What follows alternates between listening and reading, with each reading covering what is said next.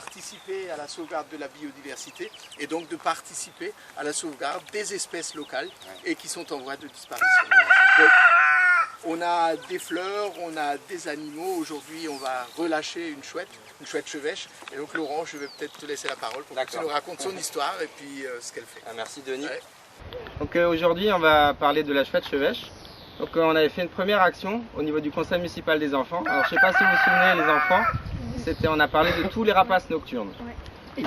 Voilà, donc on a pu installer, grâce à l'accord du propriétaire, on a pu installer un nichoir pour la chouette chevêche. Et là, on va vous parler donc de cette petite chouette qui est la chouette chevêche. Donc un petit rapace nocturne qui est menacé en Alsace. On a eu la chance d'en retrouver un, c'était au mois d'octobre 2013, dans un conduit de cheminée chez quelqu'un, un habitant de Heurt, rue du Ride. Voilà, alors là, cet oiseau, il était légèrement blessé. Il s'est empêtré dans un tue-mouche, vous voyez pour attraper les mouches dans le salon du propriétaire. Et en fait, il avait les ailes complètement engluées, avec une colle qui est très difficile à enlever. Et cet oiseau-là a dû être soigné avec différents produits. Alors il fallait trouver le bon produit. Le bon produit, il s'est avéré que c'était un produit qu'on a utilisé lors de l'Erika, quand il y a cette grande marée noire sur les côtes françaises, les côtes atlantiques. Et c'est le seul produit qui a marché. Donc on a dû désengluer plume par plume, c'était un travail assez long. Et on a dû attendre la mue de l'oiseau, parce que les oiseaux, pour voler, ils perdent les plumes endommagées. Ils vont avoir un nouveau plumage qui va leur permettre d'avoir un vol silencieux pour capturer leur proie. C'est une femelle, on l'a su, je le sais depuis hier soir, parce qu'elle a été baguée par un représentant du Muséum d'Histoire Naturelle de Paris, qui lui a mis une bague en aluminium pour la reconnaître. Donc c'est une femelle adulte qui fait à peu près 170 grammes. Alors je vais vous la montrer. Je demanderai d'être juste silencieux et je n'ouvrirai la boîte que si vous ne bougez pas. Il ne faudra pas se rapprocher parce que c'est un petit oiseau qui a un rythme cardiaque très élevé et qui peut se mettre dans des conditions de stress très fort. Vous allez la voir, je vais vous la montrer quelques secondes. Après, je vais la relâcher dans ce nichoir, qui est un nichoir spécial qui a été acheté en Allemagne, que la commune a acheté. On va en installer un certain nombre autour du banc communal. Et il a été installé pas par hasard. C'est qu'avant, on a prospecté un petit peu. Et ce qui est très favorable à cette chouette chevêche, c'est le verger aux tiges. Voilà, on est dans du verger aux tiges.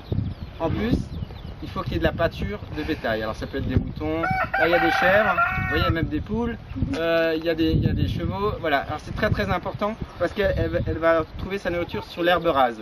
Elle se nourrit exclusivement de vers de terre, de petits coléoptères, donc des petits insectes, mais également musaraignes, de temps en temps une taupe, hein, et ça peut arriver exceptionnellement un moineau. Voilà, je vais la prendre. Alors je lui demanderai de ne pas crier, surtout pas, parce que ça va être déjà assez technique pour la prendre. Patte. Attends, elle ne veut pas me donner la patte, voilà. Alors, je vais vous la montrer un peu. Calme-toi. Magnifique petit oiseau, tout petit, taille adulte. Hein. Elle va aller chaud. Alors là, elle voit, mais elle est un peu éblouie. Hein. Elle préfère le crépuscule.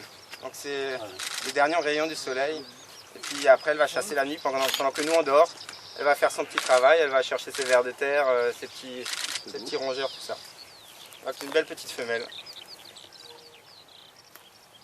Voilà, elle tient un bec crochu hein, qui est adapté quand même à la recherche de petits rongeurs, hein, des musaraignes. Et surtout des cerfs dont je me méfie. Vous voyez la bague en aluminium. Je sais pas si. Je ne vais pas trop bouger ma main, vous la voyez aussi. Et là, ne te blesse pas. Elle ne sera pas plus grande. Non, c'est taille adulte. C'est une femelle adulte. Voilà. Alors je vais la prendre, je vais la relâcher dans le nichoir. Hein.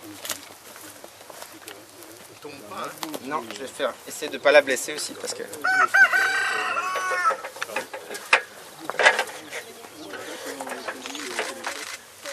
Voilà, donc j'ai ouvert le nichoir. Ce qu'on met dedans, on met un peu de tourbe parce qu'elle fait des œufs complètement ronds. Et ces œufs ronds, il faut qu'elle les cale. Comme ils ne sont pas coniques, ils bougent. Et on met dans le nichoir un fond de tourbe pour que les œufs soient calés. Alors je pense qu'elle ne va pas sortir du nichoir une fois qu'elle sera dedans, c'est un 3 étoiles. Elle va se calmer un peu. Et...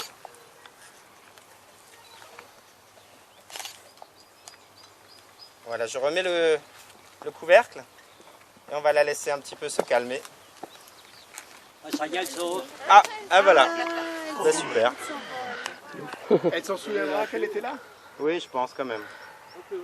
Mais là, elle était vraiment très stressée. Hein. Alors maintenant, avec le conseil municipal des enfants, on va faire une autre chose.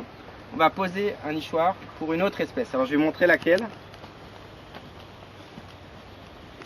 Alors c'est très joli aussi, mais c'est beaucoup plus petit. C'est le rouge-queue à front blanc.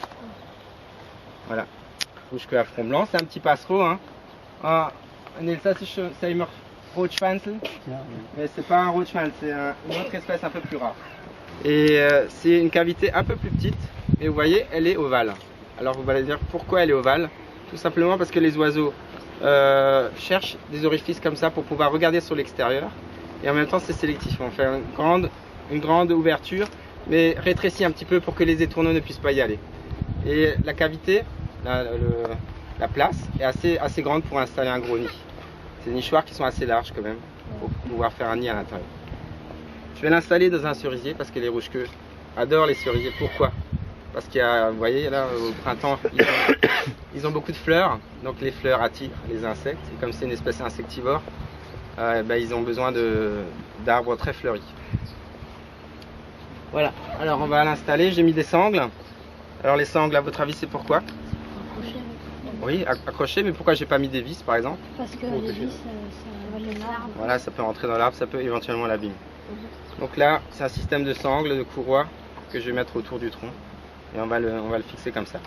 Alors, un nichoir comme ça, à votre avis, ça se pose vers quelle direction? Le sud. Non. Là, l'ouverture, tu la poserais au nord, toi? Réfléchis bien. En fait, les oiseaux, ils ont besoin de quoi quand ils font les petits? Ils ont besoin de chaleur. Et donc, il faudrait le mettre vers quelle direction? Le sud. Parce Voilà. qu'en plus, il y a les intempéries. Ouais, le sud. Voilà.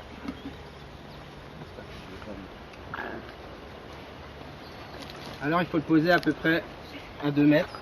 2 mètres, ça peut suffire. Parfois, 2,80 mètres. Je vais juste le poser comme ça sur la sangle. Il faut qu'il y ait un léger angle vers le bas pour que l'appui coule bien sur le toit. On va le caler un petit peu. Ça, on le fera plus tard. Voilà, donc un petit nichoir rouge-queue à fond blanc qui va rester aussi à demeure dans ce jardin pour pouvoir attirer 2 espèces. Ces 2 espèces sont toutes les 2 menacées, mais la chevêche beaucoup plus que le rouge-queue à fond blanc. On peut les mettre dans les jardins qui sont dans le village? Oui.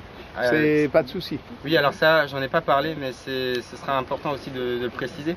Ces 2 espèces sont vraiment liées à l'homme. C'est-à-dire que la chouette chevêche, on peut la retrouver sur le toit d'une grange. Elle va pouvoir manger dans les espaces verts qui sont à l'intérieur du village aussi. Hein. Mais aussi sur les vergers, après elle peut aller plus loin, partout où elle va trouver de la nourriture.